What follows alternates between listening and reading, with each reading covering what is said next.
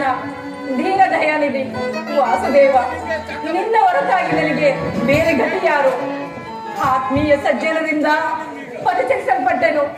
ನನ್ನ ಕೈ ಹಿಡಿದ ಪತಿಗಳು ಭೋಗ ವಸ್ತುವಿನಂತೆ ನನ್ನನ್ನು ದ್ಯೂತದಲ್ಲಿ ಪಣವಾಗಿಟ್ಟು ಸೋತರು.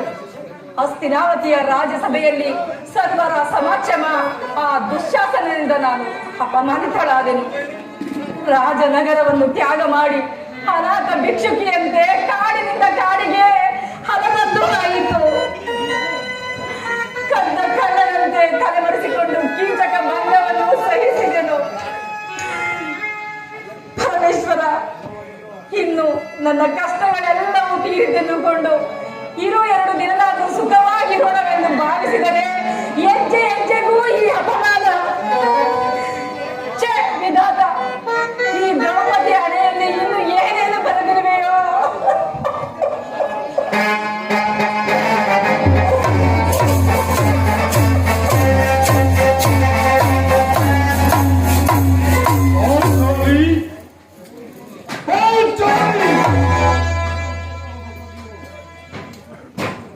ಏಕೆ ಈ ರೀತಿ ಚಿಂತಾಮಗ್ನಳಾಗಿರೋದು?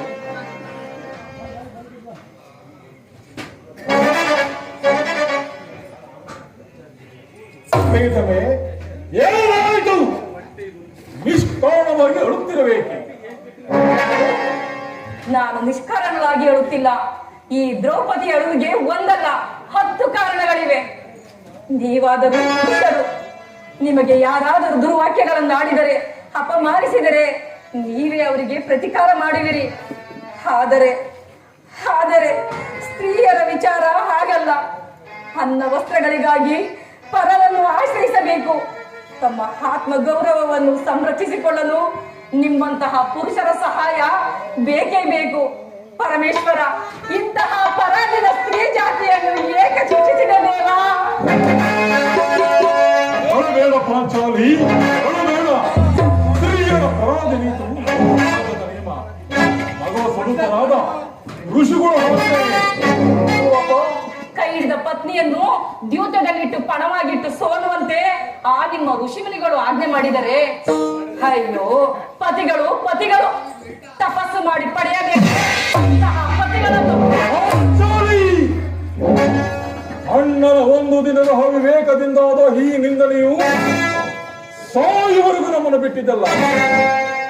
ಅಣ್ಣನ ಅಪರಾಧವನ್ನು ಕ್ಷಮಿಸುವಂತೆ ನಾನು ಎಷ್ಟು ಸಾರಿ ನಿನ್ನಲ್ಲಿ ಕೇಳಿಕೊಂಡಿರುವೆ.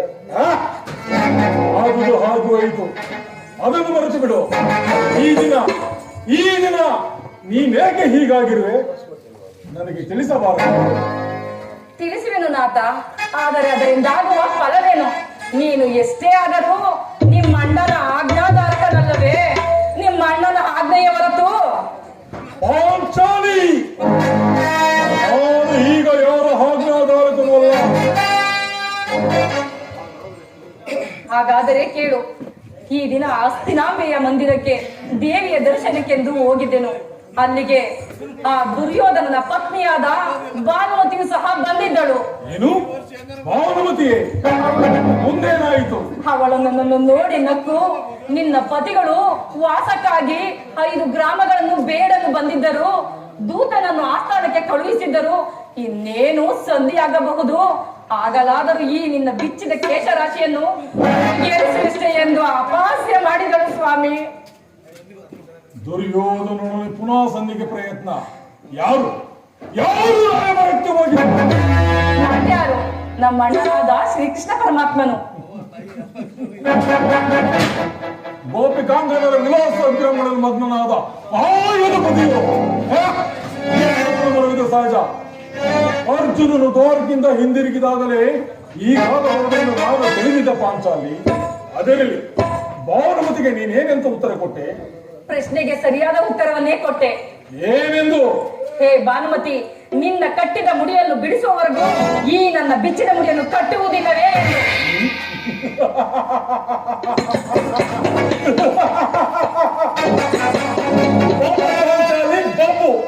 ಚಮತ್ಕಾರವನ್ನು ಕೊಟ್ಟಿರುವೆ. ನೀನು ನಮ್ಮೊಡನೆ ಕದನ ಮಾಡುವುದರಲ್ಲಿ ತೊಂದರೆಯನ್ನು ಮುಗಿಸಿದೆಂದು ನಾನು ಭಾವಿಸಿದ್ದೆ. ನನ್ನ ತೊಳೆ ಮೇಲೆ ಕುಳಿತುಕೋ.